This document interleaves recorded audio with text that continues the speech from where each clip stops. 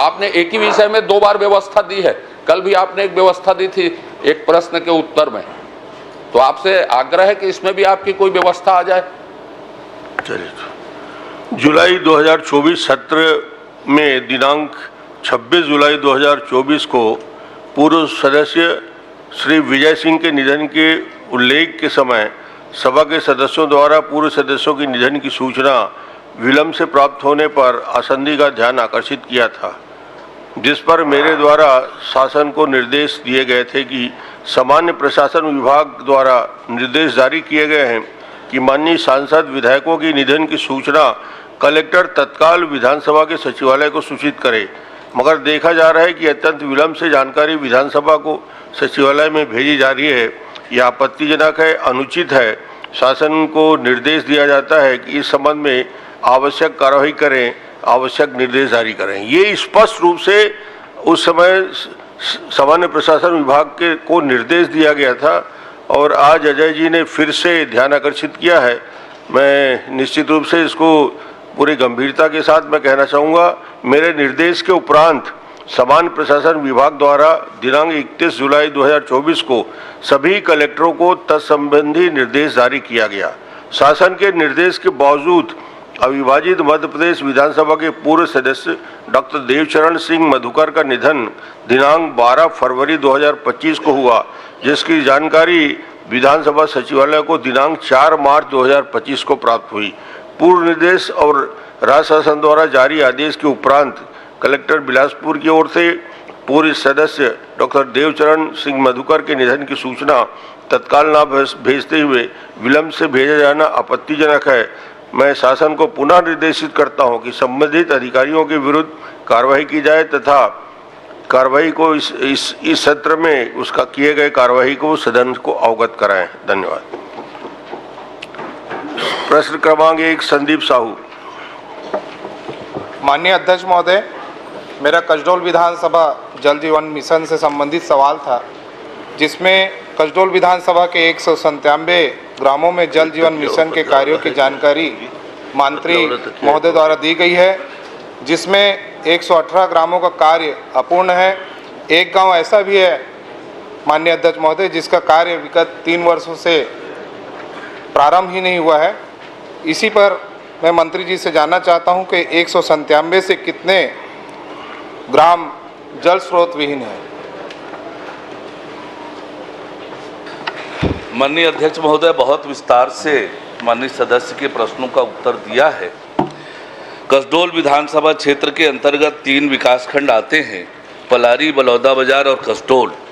कुल मिलाकर 300 ग्राम कसडोल विधानसभा में है और विधानसभा के अंतर्गत 80 रेट्रोफिटिंग, 199 सिंगल विलेज स्कीम और 25 सोलर आधारित स्कीम है। विधानसभा क्षेत्र कसडोल के अंतर्गत 2020-21 से 31/1/2005 तक कुल 753 कार्य, जिसकी लागत 4,457.48 करोड़ के स्वीकृत है, जिसमें से 632 कार्य पूर्ण है, 120 कार्य अपूर्ण है, 1 अप्रारंभ है। विस्तार से उसकी जानकारी दी है। एक ग्राम भरवाडी है जो विकासखंड पलारी में है। गांव के लोगों ने आवेदन देकर कहा कि हमें जल जीवन मिशन के काम की आवश्यकता नहीं है, हमारे घरों में नल है और जल जीवन मिशन के काम से हमारी जो बने हुए सड़कें हैं वो खराब होगी, इसलिए हमें जल जीवन मिशन के काम की आवश्यकता नहीं है। इस आधार पर वो काम रुका हुआ है। ग्राम में निर्माण किए जा रहे पानी टंकी की गुणवत्ता विहीन होने या ग्रामों में सड़कों गली चौराहों की खुदाई छोड़ने के विषय में कोई शिकायत विभाग को प्राप्त नहीं है। और कसडोल विधानसभा के अंतर्गत 199 ग्राम के पाइपलाइन के कार्य पूर्ण हैं। इन ग्रामों में 82 सड़कों का समतलीकरण कर दिया गया है। 117 ग्रामों में सड़कों का समतलीकरण के उपरांत कंक्रीटीकरण कार्य पूर्ण हो गया है और ठेकेदार के अनुबंध में स्पष्ट है कि जब कार्य की पूर्णता होगी उससे पूर्व जिस हालात में सड़क थे वो करना है। और जैसा मैंने पहले भी सदन के सामने माननीय अध्यक्ष महोदय कहा है कि ये जल जीवन स्कीम प्रगतिरत है और एक एक जो प्रावधान है, चाहे वो ठेकेदार के अनुबंध में हो, नियम में हो, उसका पालन कराना सुनिश्चित करेंगे। माननीय अध्यक्ष महोदय, बस मैं ये जानना चाहता हूं कि कितने गांव ऐसे हैं जो जल स्रोत विहीन हैं। माननीय अध्यक्ष महोदय, जैसे मैंने बताया कि अभी जल जीवन मिशन का काम प्रगतिरत है और सोर्स के लिए लगातार हम काम कर रहे हैं और हमारी पूरी प्राथमिकता के साथ कि सोर्स उपलब्ध हो और जल जीवन मिशन का काम वो पूरा हो, इसके लिए लगातार हम काम कर रहे हैं। माननीय अध्यक्ष महोदय, जानकारी के अनुसार ऐसे 118 गांव जो कार्य अपूर्ण है, उसमें बहुत से ऐसे गांव हैं जिसमें जल स्रोत विहीन था, जहां पे काम किया गया है। तो क्या मैं मंत्री महोदय जी ऐसे जो अधिकारी हैं जिन्होंने ये योजना पे काम किया है उस पर कार्रवाई करेंगे? माननीय अध्यक्ष महोदय, मैंने पहले भी इस सदन में कहा है कि योजना का पूरी तरह से क्रियान्वयन करेंगे। यदि काम के पूर्ण होने के बाद भी यदि सोर्स की उपलब्धता नहीं होगी तो न तो ठेकेदार का भुगतान होगा और संबंधित अधिकारियों पर कार्रवाई भी करेंगे। चलिए, क्रमांक 2 बुलंद सिंह मरावी जी। माननीय अध्यक्ष महोदय, मेरा विषय है जल जीवन मिशन योजना अंतर्गत। माननीय अध्यक्ष महोदय, माननीय उप मुख्यमंत्री जी से मैं पूछना चाहता हूं कि सूरजपुर जिले में जल जीवन मिशन योजना अंतर्गत कितने ग्रामों में काम स्वीकृत हुआ है और कितने ग्रामों का निविदा हुआ है? माननीय अध्यक्ष महोदय, सूरजपुर जिले के अंतर्गत 543 ग्राम है और समूह जल योजना के अंतर्गत 413 ग्राम शामिल है। MVS के अंतर्गत 413 ग्रामों के अंदर पेयजल की व्यवस्था का कार्य, पाइपलाइन और टैंक निर्माण का काम पृथक से ठेकेदार द्वारा किया जाना है। समूह जल योजना के कार्यादेश में ग्राम के अंदर के कार्य सम्मिलित नहीं है। जिले में MVS के 413 ग्रामों को छोड़कर शेष बचे हुए 130 ग्रामों में एकल योजना से 24 ग्राम में हर घर जल प्रमाणित कर पंचायतों को हस्तांतरित किया गया है। जिले के कार्यों हेतु 577 निविदाएं आमंत्रित की गई है। जिला स्तर पर आमंत्रित निविदाएं 565 है। राज्य स्तर पर आमंत्रित निविदाएं 12 है, जिसमें 11 MVS के, 1 TPI के। MVS में सम्मिलित 413 ग्राम में 4 ग्रामों में अंदरूनी पेयजल की व्यवस्था वैकल्पिक स्रोत के माध्यम से प्रारंभ कर लिया गया है। असत्य दस्तावेज के आधार पर जो निविदाएं निरस्त हुई है, उनमें से सूरजपुर जिले के 11 में से 6 ऐसी MVS स्कीम है जिसको समाप्त किया गया है, जिसकी लागत 194 करोड़ है। कुल मिलाकर 358 करोड़ की MVS स्कीम सूरजपुर जिले में स्वीकृत हुई थी। वर्तमान में जो 413 ग्राम MVS स्कीम में शामिल है, उसमें 951 सोलर पंप और 71 पावर पंप और 11,344 हैंडपंप के माध्यम से पेयजल की आपूर्ति की जा रही है। माननीय अध्यक्ष महोदय, सूरजपुर जिले में 543 ग्राम पंचायतों में हुआ था, उसमें अभी तक कितने ग्राम पंचायत को, जैसे बता रहे हैं माननीय मंत्री महोदय कि 4 ग्राम पंचायतों को हैंडओवर हुआ है, लेकिन मेरा मानना यह है कि 4 पंचायतों में जो हैंडओवर हुआ है उस ग्राम पंचायत के जो दूर अंचल के जो ग्रामीण हैं उनको अभी तक उसका पानी का लाभ नहीं मिल पा रहा है, वहाँ पानी भी नहीं पहुँच पा रहा है। पारेटोले मंजरे में की? जी, पारेटोले मंजरे वाला। बताइए। जिले में हर घर जो रिपोर्टेड ग्राम है वो 37 है। हर घर जल जो प्रमाणित ग्राम है, काम है, ग्राम पंचायत नहीं है, गांव बता रहा हूं मैं, और ये 28 है और पूर्ण रूप से ये 28 की 28 योजनाएं हस्तांतरित है। ग्राम है, ग्राम पंचायत नहीं है। माननीय अध्यक्ष महोदय, हम लोग जैसे फील्ड में जाते हैं क्षेत्र के दौरान के तहत हम लोग जब जाते हैं गांव में, तो बहुत जगह नल जल योजना के तहत जो घर के लिए जो लगा हुआ है नल, वह नल बहुत जगह अभी से टूट गया है, जबकि वहाँ पर पानी टंकी से पानी सप्लाई नहीं हो पाया और ठेकेदार एकदम घटिया बना दिया है और वो अभी से गिरना चालू हो गया है। ऐसे में हम उस घर तक, उस किसान तक पानी नहीं पहुंचा पाएंगे। माननीय मंत्री महोदय।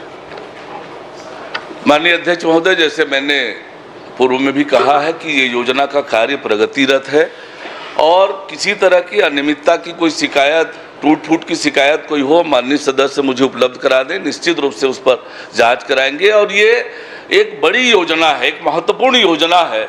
इस योजना में किसी को भी गड़बड़ी करने की इजाज़त नहीं होगी और इसको अक्षरशः पूरा करेंगे। अब लिखित दे दीजिए जो भी शिकायत है। प्रश्न क्रमांक 3 श्री राघवेंद्र कुमार सिंह। धन्यवाद अध्यक्ष महोदय। अध्यक्ष महोदय, जो जवाब 3 नंबर में आया है उसमें मैंने ये पूछा था कि कितने गौड़ खनिज की जो राशि आई थी उसमें कितने कार्य भावपत्र में और कितने टेंडर पे किए गए थे। इसमें 26 काम जो हैं ये भावपत्र से किए गए हैं। मैं मंत्री जी से ये पूछना चाहता हूँ कि जितने कार्य निविदा आमंत्रित करके जो भावपत्र में निविदा आमंत्रित हुई और कुछ भावपत्र में किए गए, क्या भावपत्र में भंडार एवं क्रय नियम का पालन किया गया है? क्या सक्षम अधिकारी द्वारा या पीआईसी के द्वारा इसमें अनुमति या अनुमोदन लिया गया है? और एक और इसमें मेरा साथ में प्रश्न था कि इसकी जांच क्या कराई गई है, चूंकि मैंने पहले भी शिकायत करी थी, क्या इसमें जांच कराई गई है और अभी जांच रिपोर्ट में क्या आया है? माननीय अध्यक्ष महोदय, जांजगीर चांपा जिला के अंतर्गत अकलतरा नगर पंचायत को 2024-25 में गौड़ खनिज मद से 2020-21 के गौड़ खनिज से प्राप्त राजस्व संवितरण वर्ष 23-24 में 2,13,44,065 रुपये प्राप्त हुए थे। इस मद से 56 कार्य स्वीकृत किए गए, जिसमें 30 कार्य निविदा आमंत्रित कर और 26 कार्य भावपत्र सीमित निविदा पद्धति द्वारा कराया गया। भावपत्र के माध्यम से 26 कार्यों में से 21 कार्य जल प्रदाय से संबंधित है और एक समान प्रकृति के कामों को टुकड़ों में बांटकर ये भावपत्र के माध्यम से क्रय किया गया। जो प्रारंभिक रूप से शिकायत के आधार पर संयुक्त संचालक से हमने जांच कराई। जांच कराने के बाद पाया कि भंडार क्रय नियम का उल्लंघन हुआ है। 6 अधिकारी, मुख्य नगर पालिका अधिकारी, सब इंजीनियर सहित 3 कुल मिलाकर 6 अधिकारी कर्मचारियों को निलंबित किया गया है। तत्कालीन अध्यक्ष को कारण बताओ नोटिस जारी किया है और इस मामले की विस्तृत जांच कि भावपत्र के माध्यम से तो खरीदी कर लिया लगभग 71 लाख रुपए का, लेकिन वास्तव में धरातल में वो काम है, सामग्री नगर पंचायत में आई कि नहीं आई, इसके लिए विस्तृत जानकारी इकट्ठा करने के लिए मुख्य अभियंता के नेतृत्व में अधिकारियों की एक टीम बनाई है। जांच रिपोर्ट आने पर आगे की कार्रवाई करेंगे। अध्यक्ष महोदय, एक इसमें मेरा और वो था, मैं आपकी बात इस पे ध्यान आकर्षित करना चाहूँगा मंत्री महोदय। ये बहुत समय से मैं जांच की मांग कर रहा था। जब विधानसभा में ये सवाल लगा तब आनन फानन में कार्रवाई की गई। मैं आपसे मिला भी था और आपने तुरंत निर्देशित भी किया था। इसमें क्या ये सही है कि एक ही फर्म को जल प्रदाय सामग्री, एक ही फर्म को 75 लाख का भुगतान किया गया है? हमने उनको सस्पेंड तो कर दिया, क्या हम इनको ब्लैकलिस्ट करने की कार्रवाई करेंगे? क्या रिकवरी की कार्रवाई की जाएगी और आर्थिक अपराध दर्ज होगा और इन पर सब पर कानूनी कार्रवाई क्या की जाएगी? एक ही फर्म नहीं है, कुछ अन्य फर्म भी है और इसीलिए हमने बहुत विस्तार से जांच करने के लिए कमेटी बनाई है और कमेटी की जो रिपोर्ट आएगी वो कड़ी से कड़ी कार्रवाई कमेटी के रिपोर्ट के आधार पर करेंगे। मंत्री जी, इसमें जो ये जांच रिपोर्ट है ये कल से घूम रही है व्हाट्सएप में, सब जगह सिग्नेचर्स भी हैं। इसमें ये लिखा हुआ है कि लगभग 75 लाख को टुकड़ों में व्यतीत किया गया था और एक ही फर्म से क्रय किया गया है। तो क्या ऐसे फर्मों के ऊपर भी हम ब्लैकलिस्ट करने की कार्रवाई करेंगे? जिनके खिलाफ भी रिपोर्ट में तथ्य आएंगे उन पर सभी पर कार्रवाई करेंगे। प्रश्न क्रमांक 4 श्री उमेश पटेल जी। माननीय अध्यक्ष महोदय, मेरे प्रश्न के जवाब में माननीय मंत्री जी ने उत्तर दिया है कि micro and small enterprises cluster development programme जो 2018 में शुरू हुआ था वो पूर्ण हो चुका है। तो ये पूर्ण कब हुआ इसकी जानकारी मैं चाहता हूँ।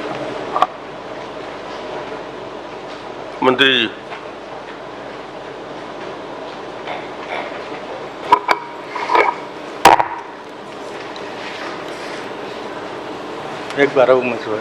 प्रश्नकाल के समय मंत्रियों के पास जिनका प्रश्न है कृपया ना बैठें, इनका कंसंट्रेशन भंग होता है। आप प्रश्न फिर कर लें।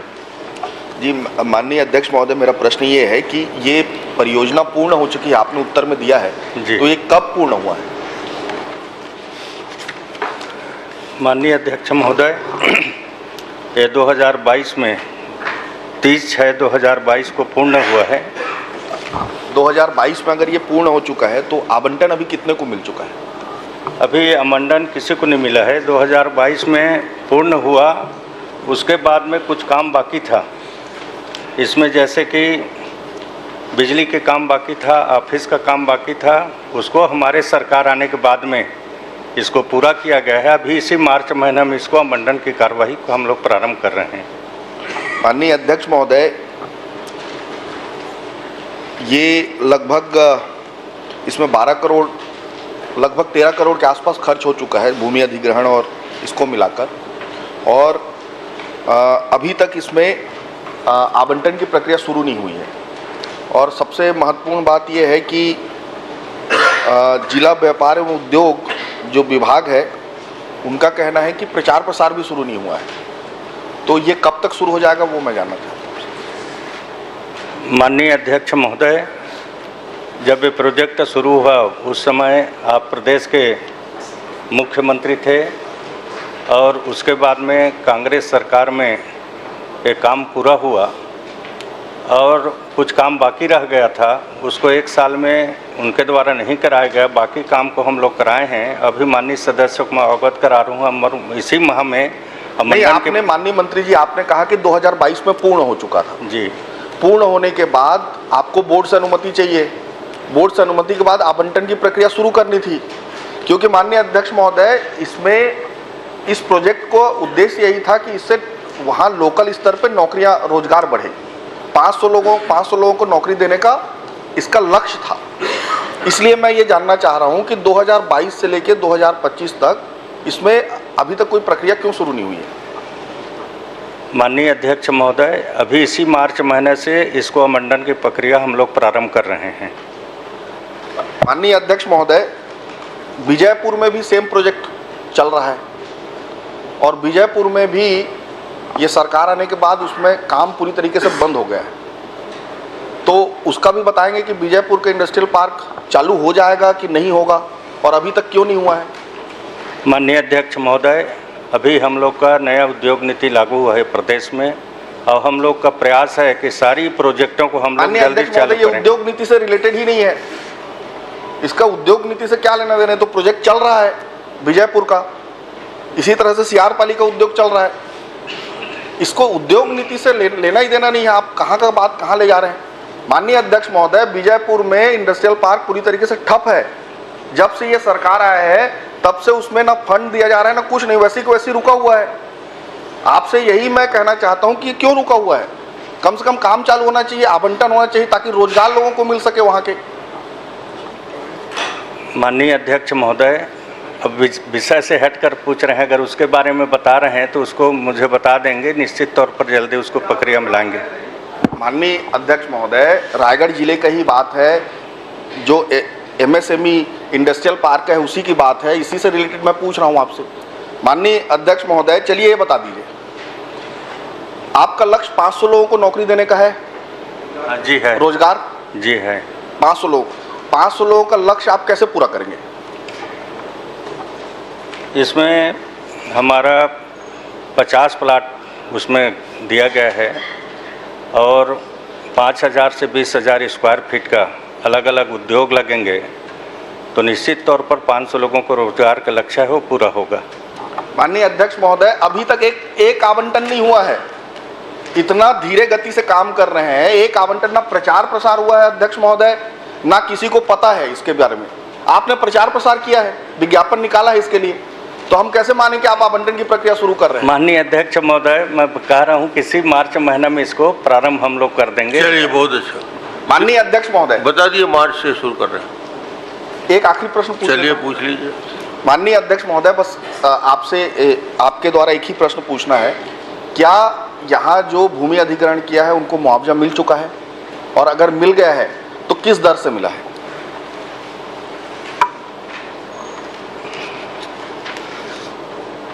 माननीय अध्यक्ष महोदय, जितने भी अधिकृत जमीन किया गया है उनको सभी को मुआवजा मिल चुका है, किसी का कोई शिकायत प्राप्त नहीं हुआ है।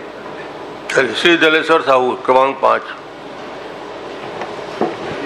अध्यक्ष महोदय जी, मेरा समूह जल प्रदाय योजना राजनांदगांव के बारे में है, जिसमें मैं एलबी नगर समूह जल योजना के बारे में संरचना 13 घटक पे होना है, जिसमें मैं 2 घटक के बारे में बात करूंगा, इंटकबेल और एमबीआर।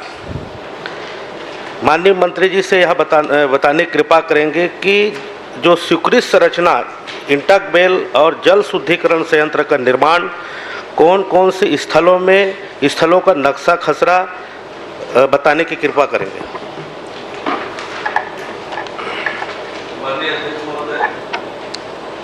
राजनांदगांव जिले में 5 MBS स्वीकृत हैं, 2 पूर्व से हैं, धीरी और अध्यक्ष महोदय, मुझे भाषण नहीं चाहिए, मुझे उत्तर चाहिए। मैं जो 2 शब्द में बात कहूँ, लाल बहादुर और ढेरी उरी में जाने की क्या जरूरत है। चलिए थोड़ा बिल्कुल बिल्कुल भूमिका के साथ बता रहे हैं ना, धैर्य रखिए ना, आपको अवसर दूंगा, पहले मंत्री जी का पूरा जवाब सुन लें फिर प्रश्न कर सकते हैं। जल जीवन मिशन के अंतर्गत पूर्व से 2 संचालित है। जल जीवन मिशन से 3 MBS स्वीकृत हुए हैं। माथल डबरी लागत 14 करोड़ का, जिससे 12 गांवों को पानी मिलेगा। सूखा नाला बैराज और घुमरिया नदी से जिसके लिए पानी आएगी। एलबी नगर जिसकी लागत 21.35 करोड़ है, 20 ग्रामों के लिए पानी की व्यवस्था होगी। खातू टोला बैराज और झूरा नदी से पानी लाने की योजना है। मोगरा MVS जिसकी लागत 396.47 करोड़ है, 330 ग्रामों को पानी पेयजल मिलेगा। सेमर बांधा, एनीकट और शिवनाथ नदी से ये आएगा। जहाँ तक माननीय सदस्य ने प्रश्न पूछा है एलबी नगर के मामले में, प्रश्न ये पूछना जो चाह रहे हैं वो वास्तविकता ये है कि चारागाह की जमीन पर वाटर ट्रीटमेंट प्लांट लगा हुआ है। ग्राम पंचायत ने प्रस्ताव पारित किया उस स्थान के लिए और उसके बाद चारागाह की जमीन शासकीय जमीन होती है और इसलिए वो शासकीय जमीन पर ही बना हुआ है। अध्यक्ष महोदय, मैंने सिंपल सा क्वेश्चन, साधारण सा उत्तर चाहा हूँ कि कौन से नक्शा खसरा में आपने मेरे पास जो प्रस्तुत किए हो, आपने जो उत्तर दिए हो वो कृषि भूमि है और किसी किसान का जमीन है। आपने समला चारागाह की बात कर रहे हो, मेरे पास जो उत्तर दिए हो आप जांच करा लीजिएगा साहब। तो आप सिंपल से कौन से नक्शा खसरा में दिए हो ये भर बता दो। नक्शा खसरा आपको उपलब्ध कराया है माननीय सदस्य महोदय, और मैं आपको सुना भी देता हूं पढ़कर।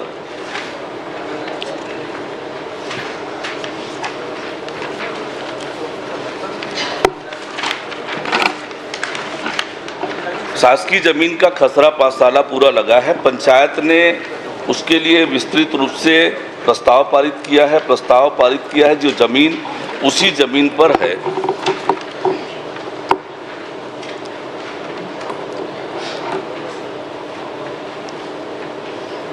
स्पष्ट रूप से खसरा में मेहतर पिता पीताम्बर अन्य कृषक का नाम शामिला चारागाह माद में दर्ज है। ये खसरा नक्शा साला सब कुछ आपको उपलब्ध कराया है।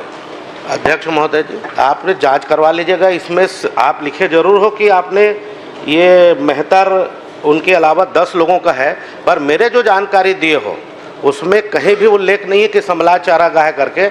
आप किस ढंग से आपने आपके पास है वो आप जानेंगे। मेरे पास जो आपने कागज़ दिया हो वो सिर्फ कृषि भूमि मेहतर जमीन के नाम से। चलो ठीक है साहब, आपने जब इतना बड़े जब काम कर रहे हो तो अग्रिम आधिपत्य के लिए आप अनुमति ले लेते, आपको आपके उस जगह को आप अपने नाम में कर लेते, PHE के नाम में कर लेते। ये तो प्रक्रिया है, ये तो नियमित प्रक्रिया है। पर आप आज मेरे जानकारी में ये किसान का जमीन है अध्यक्ष महोदय। दूसरा, आपने इंटकबेल जो बना रहे हो कौन से नक्शा खसरा में बना रहे हो ये भी बता दीजिएगा अध्यक्ष। ये तो जल शुद्धिकरण का है। इंटकबेल कौन सी स्थल में बना रहे हैं मंत्री महोदय?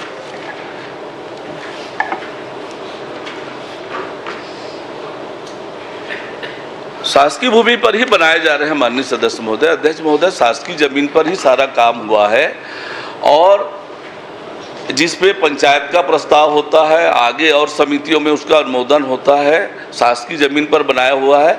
और यदि किसी तरह से कोई शिकायत हो तो माननीय सदस्य मुझे उपलब्ध करा लें, निश्चित रूप से हम जांच करा लेंगे। अध्यक्ष महोदय, मैं सिंपल से खातू टोला बैराज पानी का स्रोत झूरा नदी का उल्लेख है। आपके ही कार्यकाल में आपने खातू टोला बैराज बनाए, उसी के नीचे में एक एनीकट भी बनाए हैं कि उस शुद्ध रूप से लाल बहादुर में पानी जाने के लिए आपने करोड़ों रुपए करके एनीकट बनाए साहब। आप उसके बाद उस एनीकट आपके डीपीआर में भी वो एनीकट का उल्लेख है। आपने इंटक बेल जो बना रहे हो वो कहीं दूसरा जगह बना रहे हो, तो मैं किसी के ऊपर कार्रवाई भी नहीं चाहता। आप नल जल योजना, सामूहिक नल जल योजना उपयोगी है और 21 करोड़ रुपए हमने खर्च भी कर रहे हैं। तो आप सिर्फ मेरे उपस्थिति में आपका जो स्ट्रक्चर है, आपका जो संरचना है, आप जो घटकवार है, वो कहाँ कहाँ बना रहे हो, मेरे उपस्थिति में जांच करा के सिंपल सा है। मैं कार्रवाई करने के लिए भी नहीं बोलना चाहता, पर इतना तो करा सकते हो मंत्री जी। निश्चित रूप से सदस्य महोदय की उपस्थिति में जो स्वीकृत योजना है उसके अनुरूप काम हुआ है नहीं हुआ है, निश्चित रूप से जांच करा। क्रमांक 6 श्री द्वारिकाधीश यादव जी। माननीय अध्यक्ष महोदय, मैं आपके माध्यम से माननीय मंत्री जी से पूछना चाहता हूं। माननीय मंत्री जी, मेरा सवाल काफ़ी गंभीर है। मेरे विधानसभा क्षेत्र के नगर पालिका बागबाहरा में पेयजल की काफ़ी गंभीर समस्या है, लेकिन आपके उत्तर से गंभीरता उस समस्या का हल हो ऐसा प्रतीत नहीं हो रहा है। आप बहुत ज्यादा गंभीर हो गए, 5वीं बार गंभीर। समस्या ही उतना ही है माननीय अध्यक्ष महोदय, उसी लेवल का समस्या है। माननीय मंत्री जी, हाँ पढ़ के आते हैं आज? बिल्कुल। अब देख के कैसे पढ़ा? अरे पढ़ नहीं रहा हूँ, सवाल कर रहा हूँ। दिन पढ़े आप बागबाहरा के साथ अन्याय मत करो भाई, आप वहाँ के भाषा हो, उधर वाले अन्याय कर रहे हैं उसको देखिए आप। डिरेल हो गया। अजय जी, आज द्वारकाधीश बहुत गंभीर हैं, आप छेड़िए मत उनको। चलिए माननीय मंत्री जी, आप मेरे सवाल के जवाब में ये दिए हैं कि कोई प्रस्ताव प्राप्त नहीं हुआ है। ये सही है कि अमृत जल जीवन के अंतर्गत पत्र व्यवहार नहीं हुआ है, लेकिन नगर पालिका बागबाहरा में मेरे पास संकल्प क्रमांक 37 में प्रस्ताव पारित हुआ है और शासन को भेजा गया है और आपके विभाग के द्वारा ये जानकारी दिया जा रहा है कि कोई प्रस्ताव प्राप्त नहीं हुआ है। ये सरासर सदन को गुमराह किया जा रहा है। क्या आप इस पर कोई कार्रवाई करेंगे? अगर आपकी अनुमति हो माननीय अध्यक्ष महोदय, तो ये प्रस्ताव एक कॉपी मैं पटल पे रख सकता हूँ। चलिए प्रश्न पूछ लीजिए, अब जवाब सुन लीजिए। माननीय अध्यक्ष महोदय, बहुत विस्तार से उत्तर माननीय सदस्य को दिया है। नगर पालिका बागबाहरा का जहां तक बात है, नगर पालिका बागबाहरा को पेयजल आपूर्ति के लिए 15वें वित्त मद के अंतर्गत 2023-24 में 40 लाख रुपए और 24-25 में पाइपलाइन विस्तारीकरण, ओवरहेड टैंक निर्माण के लिए 1 करोड़ 35 लाख रुपए की स्वीकृति दी है। और इसलिए हमारी सरकार लोगों को पेयजल मिले इसके लिए लगातार काम कर रहे हैं और ये सही है, ये सही है।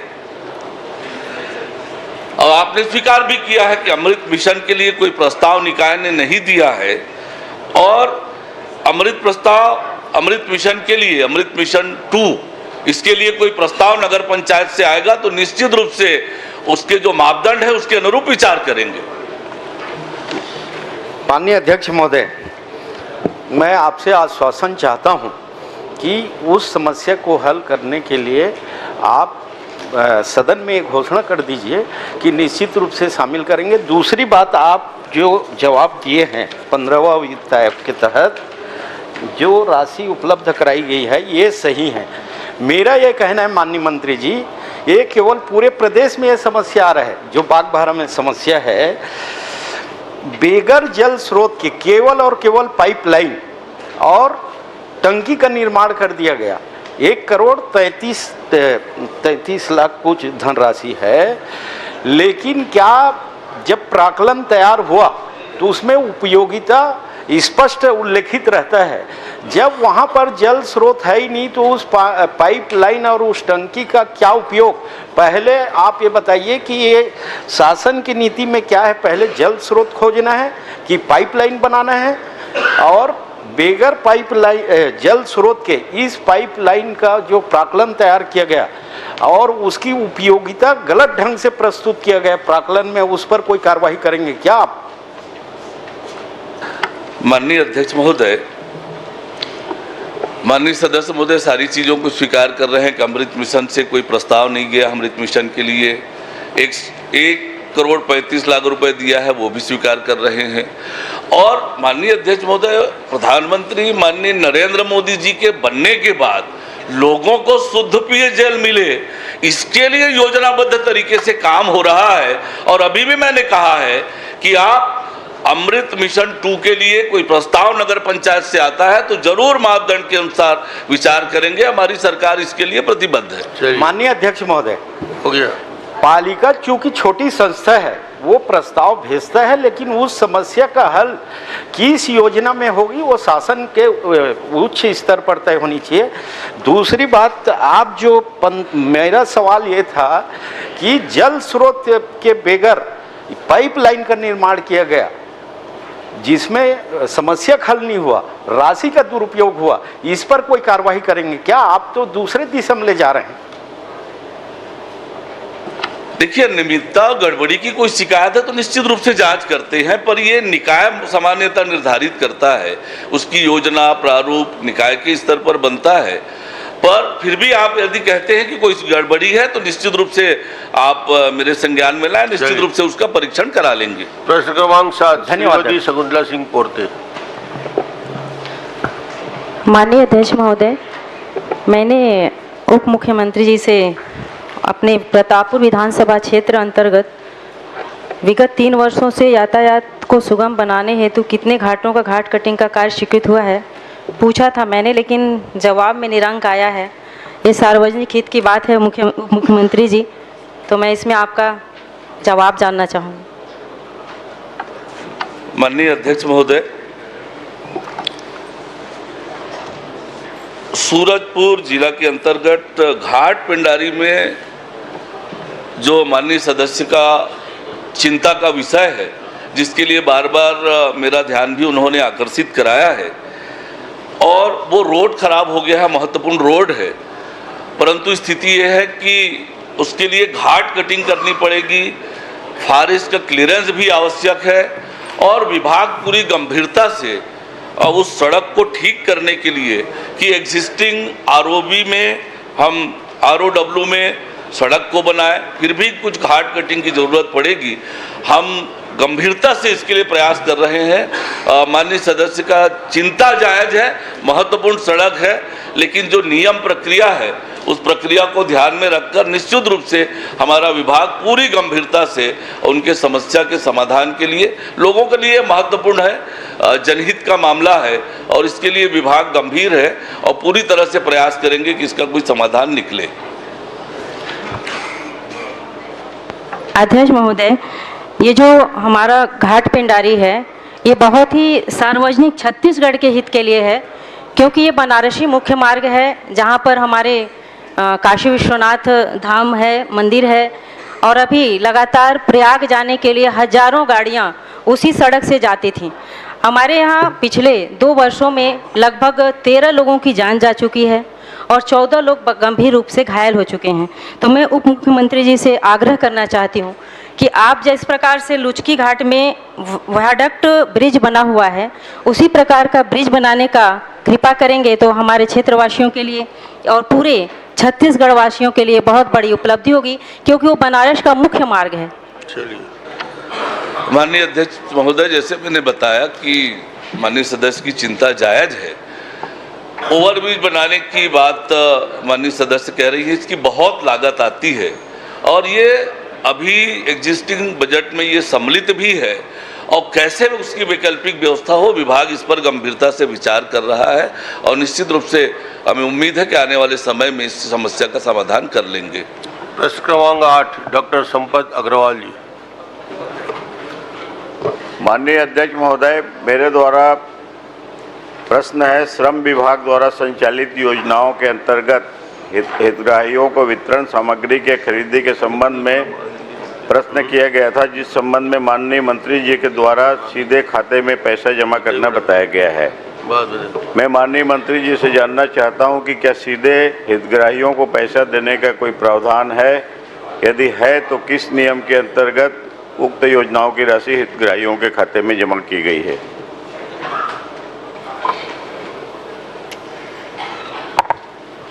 माननीय अध्यक्ष महोदय, भारत सरकार के द्वारा 22 मार्च 2021 को निर्देश हुआ कि जो भी सामग्री हम लोग देते हैं उसको उनके खाते में सीधा डीबीटी के माध्यम से राशि ट्रांसफ़र किया जाए। और छत्तीसगढ़ में 22 मार्च 2023 को ये लागू हुआ और अभी जितने भी हितग्राही के सामग्री मूलक योजनाएं हैं उनके खाते पर सीधा बैंक खाते में डीबीटी के माध्यम से ट्रांसफ़र करते हैं। माननीय अध्यक्ष महोदय, माननीय मंत्री जी, उक्त योजना के लिए हितग्राहियों का चयन किस आधार पर किया गया है? क्या जिन हितग्राहियों को अपात्र किया गया उनको योजनाओं का लाभ नहीं मिला है, उस संबंध में संबंधित हितग्राहियों को सूचना दी गई है? अगर नहीं तो क्यों?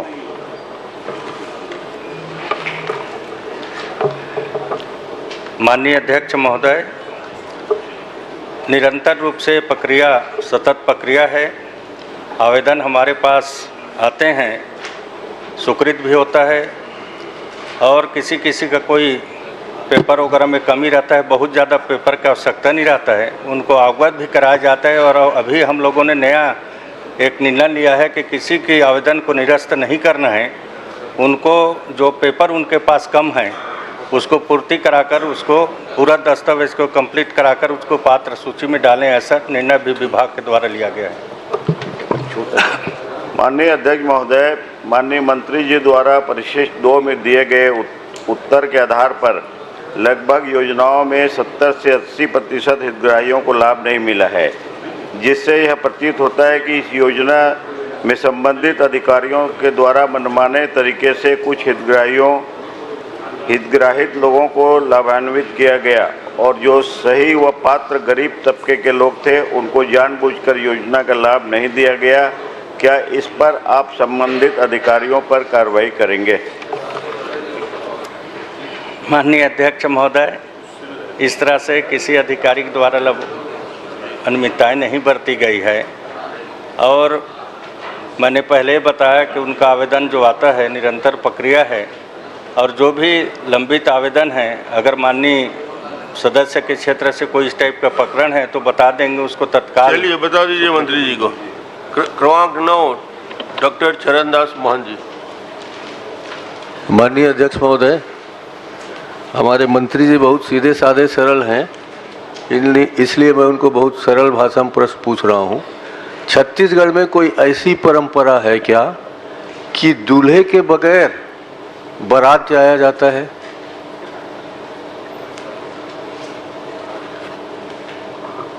माननीय अध्यक्ष महोदय, अब जैसे माननीय नेताजी का मैं इशारा समझ रहा हूँ कि हम लोग दिल्ली और बॉम्बे में इन्वेस्टर सम्मेलन किए थे, शायद उसके इशारा कर रहे हैं वो, तो निश्चित तौर पर नया उद्योग नीति हमारा बना है और सभी सरकारों ने अपने अपने उद्योग नीति को लेकर बाहर में जाते हैं और उद्योगपतियों को आमंत्रित करते हैं कि हमारे प्रदेश में आकर वो आप उद्योग स्थापित करें। कांग्रेस सरकार में भी विदेश तक का भी इन्वेस्टर सम्मेलन हुआ था। माननीय अध्यक्ष महोदय जब मुख्यमंत्री थे तो उन्होंने तो कई बार इन्वेस्टर सम्मेलन किया और उसी तरह से हमारे अभी माननीय विष्णुदेव साय जी के द्वारा भी बम्बई या दिल्ली में इन्वेस्टर सम्मेलन किया गया है और उसमें हम लोगों को बड़ा लाभ मिला है। 31 प्रस्ताव हमको मिले हैं जिसमें लगभग 47,000 करोड़ का इन्वेस्ट का प्रस्ताव हमको मिला है और जिस दिन आप लोगों ने आपने प्रश्न लगाया उसके बाद में अभी 1 लाख करोड़ से ऊपर का इन्वेस्ट का ऑफर हम लोग को मिल चुका है और आप सबके सहयोग से हम चाहते हैं कि छत्तीसगढ़ में ज़्यादा से ज़्यादा उद्योग लगे और छत्तीसगढ़ के जो हमारे नौजवान साथियों को रोजगार उपलब्ध हो सके। देखिए साहब जी, मंत्री जी, आपको जितना सिखाया गया आपने तो कह दिया। मेरा पूछने का अर्थ ये है, बिना दूल्हे के बारात का मतलब ये है कि आपने अपने उद्योग के लिए भूमि का चयन किया ही नहीं है, और भूमि का चयन नहीं हुआ है, आप वहाँ इंडस्ट्री लगाना चाहते हैं, और बिना भूमि के आप कैसे बताएंगे कि कौन सी भूमि में कौन सी इंडस्ट्री लग रही है। दूसरी बात, 31 आदमी का आपने जो चयन किया है उद्योगपतियों का, आपने इनविटेशन भेजा है, इनविटेशन टू इन्वेस्ट। आपको यहाँ आकर हमें हमारे छत्तीसगढ़ में आपको उद्योग लगाना है, इसलिए आपने आमंत्रित किया है। तो ये आए नहीं है, आपने लिख लिख के बुलाया है। तो मैं कह रहा हूँ इतनी जल्दी नहीं है, आप अच्छे से विभाग में काम करा लीजिए, अपना ज़मीन खोज लीजिए, जल का स्रोत समझ लीजिए, बिजली वहाँ आएगी कि नहीं ये समझ लीजिए, उसके बाद आप जाइए ना। किसने मना किया? आप भी जाइए, जैसे पूर्व मुख्यमंत्री जी विदेश जाते थे, हम लोगों को भी ले जाइए, 1-2 में तो चल ही सकते हैं। कोरबा वगैरह जाना हुआ तो कोरबा के लिए जाएंगे तो हम भी चलेंगे विदेश, देखेंगे कि आप वहाँ विदेश में क्या क्या करते हो। माननीय अध्यक्ष महोदय, नेताजी ने बहुत अच्छी बात कही। इस बार हम लोग कहीं भी इन्वेस्ट सम्मेलन करने के लिए हमारे प्रदेश के मुख्यमंत्री जाएंगे तो निश्चित तौर पर उनको भी आमंत्रित करेंगे। हम तो चाहते हैं कि पक्ष और विपक्ष मिलकर इस प्रदेश के विकास को आगे बढ़ाने में प्रयास करें, उद्योग लगाने का प्रयास करें। और जैसे माननीय नेताजी ने कहा भूमि लैंड के बारे में, तो नियोक्ताओं के द्वारा मांग के अनुसार भूमि प्रदान की जाती है। बहुत जगह वो स्वयं निजी भूमि का भी अधिकरण का परमिशन न्यायालय कलेक्टर के माध्यम से होता है, और हम लोग का भी लैंड बैंक जो रहता है उसको भी उनको देते हैं। अभी 4 जगह हमारे निवेशकों ने भूमि चिन्हित कर लिया है। अगर कहेंगे तो उसको कहाँ पर चिन्हित हुआ है उसको भी बता देता हूँ। तो माननीय अध्यक्ष महोदय, हमारे 4 भूमि जो चयन किए हैं उसमें मेजर पॉलीमेक इलेक्ट्रॉनिक्स लिमिटेड सेमीकंडक्टर को NRDA द्वारा 28 फरवरी 2025 को नया रायपुर में आवंटित की गई है 10 हेक्टेयर भूमि RDA के द्वारा। इसी तरह से एसफेन इंश्योरेंस अप्लायंसेस इलेक्ट्रॉनिक्स जैसे पंखा rank bank data centre private limited द्वारा नया रायपुर में ज़मीन का चयन किया गया है। अबरलगिरी एनर्जी सोलर पावर द्वारा डाका चाका डंगनिया विकासखंड पथरिया मुंगेली में स्थल चयन किया गया है। और जो भी इच्छुक जहाँ पर वो चाहते हैं उसको हम लोग प्रयास करते हैं कि उनको ज़मीन मिल जाए और उद्योग लगे, इसके लिए हमारा पूरा प्रयास रहता है।